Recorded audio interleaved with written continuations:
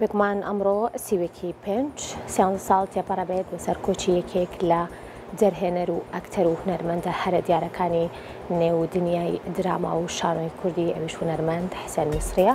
هەموو ساڵێک یادی ئەم هونەرمەندە بە شێوەیەکی بەرز بێگومان ئەکرێتەوە و لەگەڵ هەمووانە شابینین کە یەکێک بۆ لە دامەزرێنەرانی بەشی دراما لە نێو تەلەڤیزیۆنی خاکا و کەسایەتێکی هونەردۆست و کەسایەتێکی دیار و توانێوێتی کە ڕێژکەیەکی تایبەت بەخۆی هەبێت هەم لە نێو شانۆوە هەم لە نێو درامای کوردیاوە یەکێکە لەو هونەرمەندانی کە خاوەنی زۆرترین کاری درامای تەلەڤیزیۆنی و هەروەها خاوەنی زۆرترین کاری شانۆییشە. بێگومان ئەم هونەرمەندە ئەمڕۆ لەلایەن بەشێک لە هاوڕێیان و خانەوادە و هونەرمەندان و کەسە نزیکەکانیەوە لە نێو بڵین تەلەڤیزیۆنی خاکە یادێکی تایبەتی بۆ کرا. دیارە بەشێک لە هاوڕێیان و دۆستانی ئەم هونەرمەندە ساڵانێکی زۆرە کە ئەم هونەرمەندە دوورە لێیان و ئەمڕۆ پەیامی خۆیان لە یادی 13 ساڵی لە دەستدانی ئەم هونەرمەندە چەندین پەیامیان هەبووە.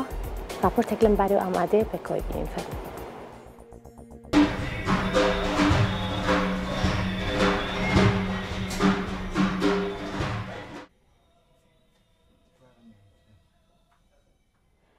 سەر لە بەیانی ئەمڕۆ لە تەلەڤیزیۆنی خاک بە ئامادەبوونی شاناز ئیبراهیم ئەحمەد و خانەوادە بەشێکی زۆر لە هونەرمەندە جێرینەکان و کارمەندان و هاوڕێیانی هونەرمەندی کۆچ کردو یادی 13 ساڵی کۆچی دوای دەرهێنەری دیاری بواری شانۆ و درامای تەلەڤیزیۆنی حسێن میسری کرایەوە.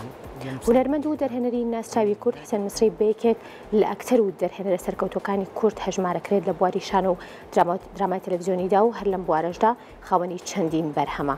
دیارترینیان ئەو دراما تەلەڤیزیۆنیانە بوون کە لە ماوەی چەند ساڵی ڕابردوودا پێشکەشی بینەرانی کوردی کردووە. حسێن ڕەحیم محەممەد ئەمین ناسراو بە حسێن میسری ساڵی 1957 لە گەڕێکی شوان لە شاری کەرکووک لەدایک بووە. لەبەرباری سیاسی و ئابووری خێزانەکان نەیتوانیوە خوێندن بخوێنێت بۆیە خۆی فێری نووسین و خوێندنەوە کردو و لە ماوەیەکی زۆر کەمدا بۆتە خوێنەرێکی زۆر باشی دەقە شانۆی عەرەبی و بیانیەکان و زمانی عەرەبی و تورکی و هندیشی بە باشی زانیوە.